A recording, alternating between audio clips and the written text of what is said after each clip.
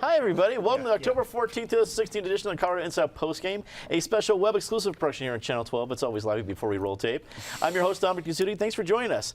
Let's get a quick take on both sides of Boulder's 2H soda tax proposal, raising $1.2 million right now. That's the campaign for it, making the most expensive campaign in Boulder to date.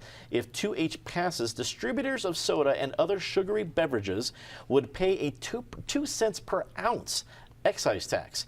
Pat Calhoun from Westward, if it was going to happen anywhere in Colorado, it was going to happen in Boulder. Are you surprised by the amount of money being spent on the campaign so far? Yes, it is a stupid amount of money, and it's a stupid proposal. What is Boulder going to go after next? Polyester? Twinkies? Bad hair? It's the wrong kind of running shoes. Really, there are so many things that maybe are not good for you that are sold at grocery stores and other places. Just let it alone. I'm waiting for the Boulder bacon tax, and that's going to be the last straw. David Koppel from the Independence Institute and DU Law School, a Boulder resident. Are you seeing the huge fight firsthand, and what's your take? Well, the huge fight has no grassroots on either side.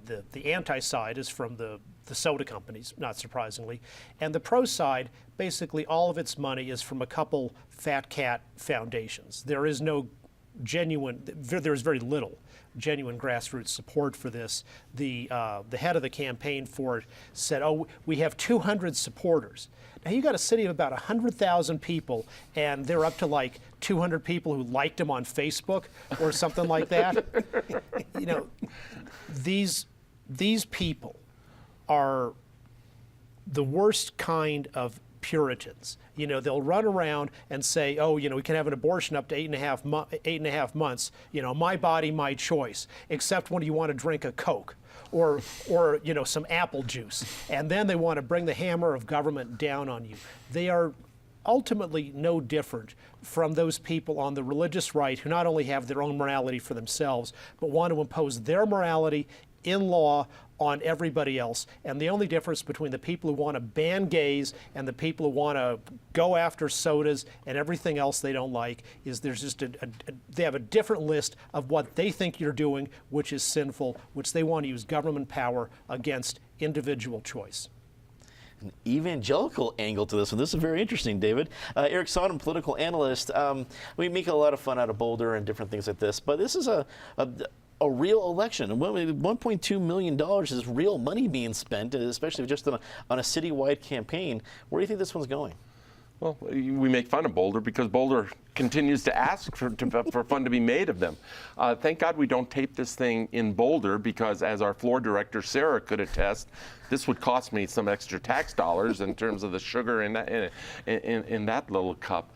I guess I'm relieved to see that Boulder is now dealing with domestic policy instead of just foreign policy. Usually you see Boulder passing city council resolutions on, what we should be doing in the Sudan or what we should be doing here or there. Well, at least they're keeping this one at home, and we're having a dispute about domestic policy. And I guess I'd finish by saying I'm glad that all the really important issues confronting Boulder are under control so that they can be spending their time on this one.